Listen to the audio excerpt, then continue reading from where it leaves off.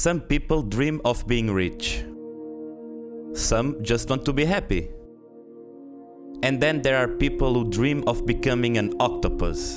And well, if that's you, you're in the right place. This is Darwin's Paradox, a game where you literally play as an octopus. And for some reason, I decided to go for the Platinum trophy on it. The game starts by showing how intelligent octopus really are, how smart they are, and everything they can do. And then we got introduced to this company that, for some reason, wants to turn us into soup. Creamy octo soup. And the secret ingredient is tentacles. Then you finally start to play as Darwin and you meet this friend who is teaching you everything you can do as an octopus. Can I go upstairs? Oh. Oh shit, this is beautiful. Hold on. Oh. Nice. Oh! What the fuck? And this first section of the game works as a tutorial, and after completing it, I won my first trophy. So yeah, me and my friend, we were just swimming around, chilling, and out of nowhere a UFO shows up and grabs us. We still tried to hold on, but that didn't go too well.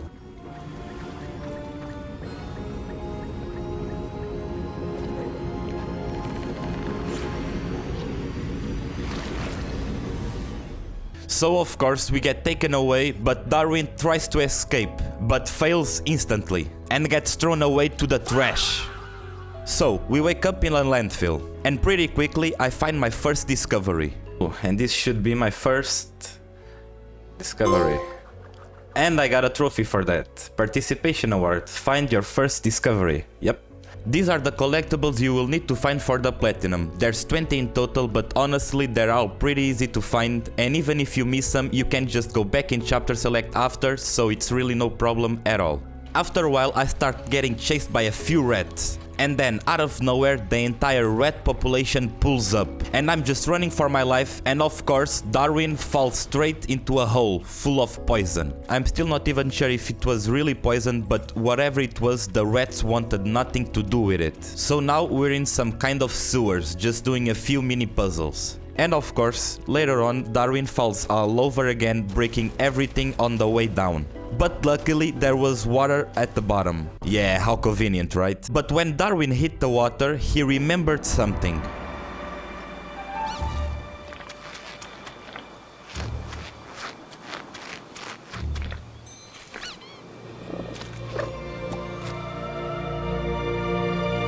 Basically, after getting taken away, Darwin forgot everything he was capable of. But now, he finally remembers that he can climb walls. And now this is where the game starts to open up. There's some platforming, messing around with poison and water, trying to figure out where to go. And this is where I really started enjoying the game. The puzzles aren't too hard, but you will still have to think a little bit. And after a while, Darwin finally finds a way out and makes it back outside.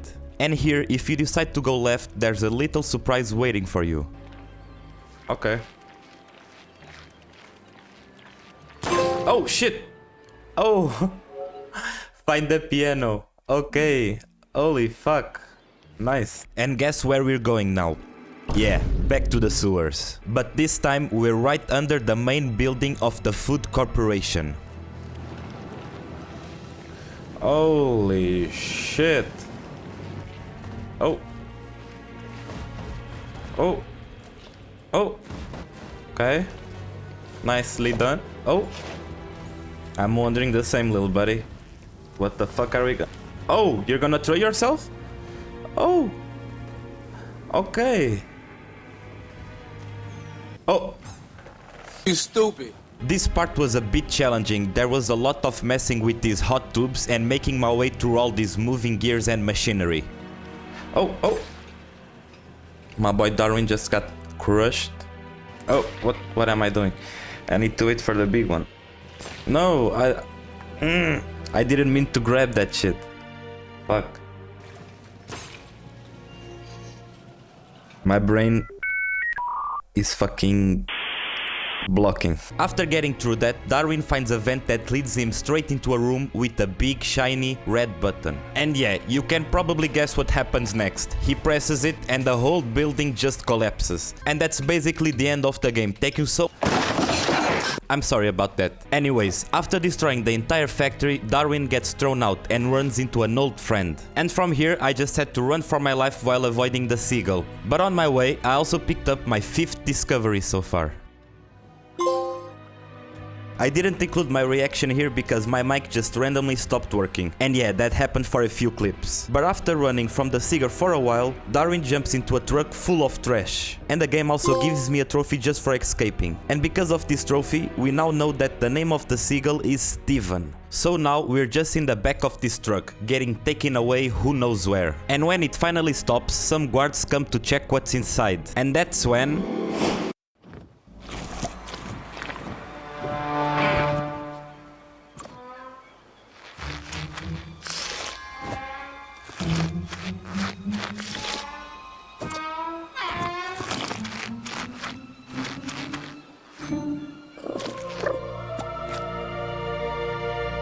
And that's when Darwin finally remembers he can also camouflage. And yeah, from this point on, I had to use it a lot to get past all these guards. And while doing that, I also got another trophy for staying camouflaged for 10 seconds straight. And right here, there's a trophy for doing this whole section without getting caught. I tried to do it one time but failed, so I just left it for later. After that, I jump into a tube and of course, back to some sewers. This time, it's all water and turrets everywhere. So I had to use barrels and camouflage just to survive. And after a while, I get to this part where I turn a wheel and Darwin gets sucked into another tube and ends up in a room full of turrets all aiming at him. And then he remembers something else.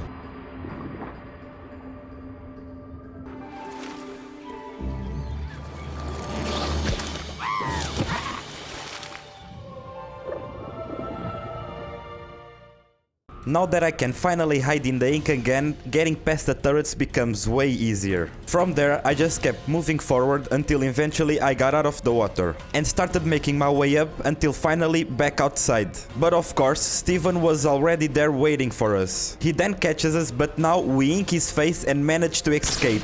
And now we can also use the ink to open some of these electrical doors. Once inside the building, I had to sneak past a few guards walking underneath these boxes to avoid being seen. Eventually, I reached this room full of cans. And if you knock every single one down... Final one... Can do! Let's go, shoot all cans from the shelves. Now I had to get through this long stealth section, sneaking past all these guards. And there's actually another trophy for doing this whole part without getting detected. But yeah, I tried it once and it didn't go too well. I was actually struggling a little bit in this part, but after a while I finally made it through and moved on to another building, this time full of boxes everywhere. I was a bit lost at this part here, but I think that's actually intentional, it's designed to make you feel that way. Later on I found even more guards, so I just kept sneaking past them. And while going, I also found my 10th discovery. Oh, okay. An artifact right here, nice. Oh, I always forget how to grab it. You're pretty sharp. Find 10 discoveries. Recipe for goop. Gooey. Gooey good green goop. Ah, it's goop. Goop. Goop. This next part is actually really intense. First, you have to dodge all this, then jump around some moving spikes. Then something starts trying to crush you underwater. And right after that, these giant spinning spikes show up. Somehow you escape by getting inside this green thing, which turns you into a cupcake and launches you into another tube. And then your head just inflates like a balloon, and now while you're flying you have to dodge all of these hot pipes. Yeah, this game is basically a fever dream, but I love it. And just when Darwin is floating up in the sky, guess who shows up? Steven. He goes straight for him and he bites him right on his head. And then everything just starts collapsing. And now you have to move fast to get out of there. And while I was running from Steven, there was actually another trophy I could get here. Come here. Oh! Inking Steven Seagal, yes sir! I hate him. I hit him with it. And after escaping from Steven, I get inside this crane, which then falls straight into the water and just blows everything up. But hey, at least I got another trophy for it. I kept swimming until I reached this facility, which looked like some kind of high security top secret place. And I made my way into a room which had another big red button. This time, an elevator opened up, taking Darwin down into some kind of underground test facility, completely filled with water and UFOs. And this part was actually a bit tricky. There are these sharks that detect you if you're in range, and the only way to avoid them is by hiding in these weird mushroom things. But you cannot stay on them too long or they disappear, so you have to time it properly. And after that, while I was just swimming down, out of nowhere this lanternfish shows up. And this part was actually really cool. I just had to swim as fast as possible while dodging the fish, juking it from side to side. And it wasn't too hard, but it felt really good to play. Stupid. Run, Darwin, run, Darwin, run! Holy shit! Oh, holy fuck! That was fucking awesome. Nah, not you again. Come on, fuck off. Yep, stupid. Oh, he's angry now. Didn't follow the light. What is this? Survive the lanternfish. Nice. Then I went through some of these laser sections, nothing too crazy honestly, until I reached this facility, which I'm guessing is where they actually make these sharks. And after a little bit of parkour, I end up in another tube, which puts me inside the guard suit. And the first thing I did was grab my collectible number 15. Keep eyes and tentacles. Find 15 discoveries. 5 more only. This next part was actually really funny. I had to walk around this area full of guards just chilling, but every time one of them said hello to me, I had to say hello back. And after a while I got into an elevator.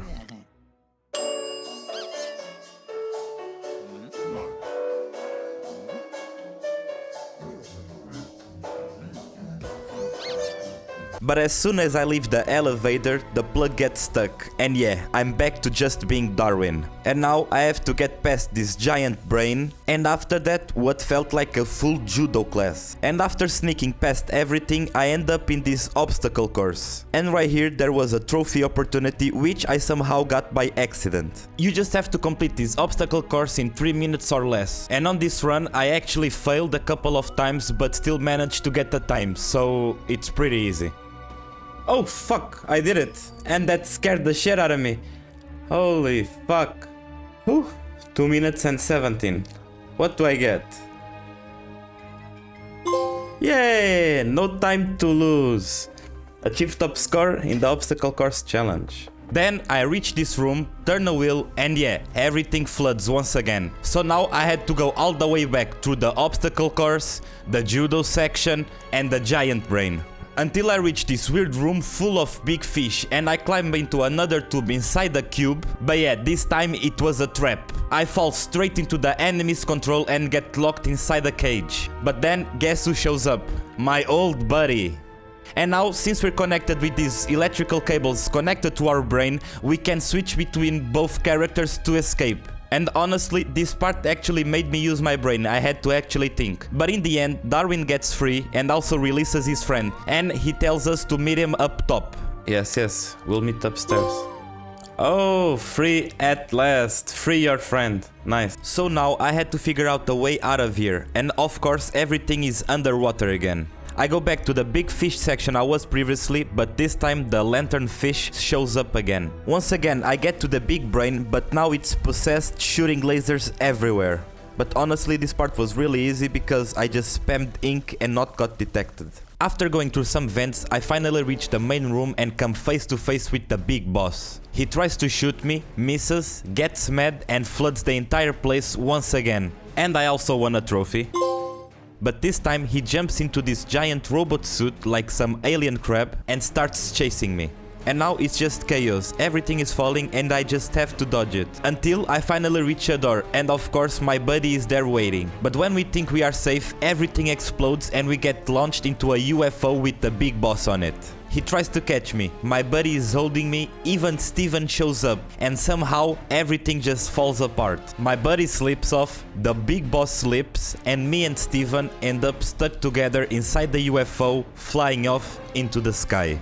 And that, ladies and gentlemen, was the end.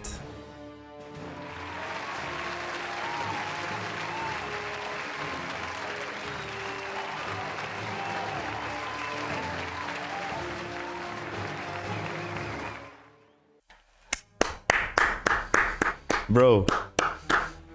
What the fuck? Incredible. Incredible. Incredible game. Fly me to the moon. Back to the sea. Or not. Bro, this game was actually really amazing. Short, simple, but if you look at the details and like the scenes behind and everything, bro, amazing. This game, I really loved it, actually. As you probably noticed, I still had 3 trophies left. I missed one collectible during my playthrough, so I just went back and picked it up real quick. Nothing gets by you. Find all discoveries, 20. After that, the only trophies I had left were the stealth ones, where you have to get through without being detected. The first one wasn't too bad, you just have to be patient and fast with your camouflage. It took me like 2 tries, but yeah, no real problem at all. Come on. Give me the trophy. Yes, sneaky star. Avoid being spotted throughout the entire courtyard. But this last trophy was definitely a little bit harder. The section is way longer and the AI felt a bit inconsistent, sometimes detecting me when they really shouldn't. And on top of that, I was already pretty tired, so I kept trying to rush it, which is exactly what you shouldn't do. But once I slowed down and actually played it properly, it was honestly pretty easy. And now if I would fail here, would have been really embarrassing.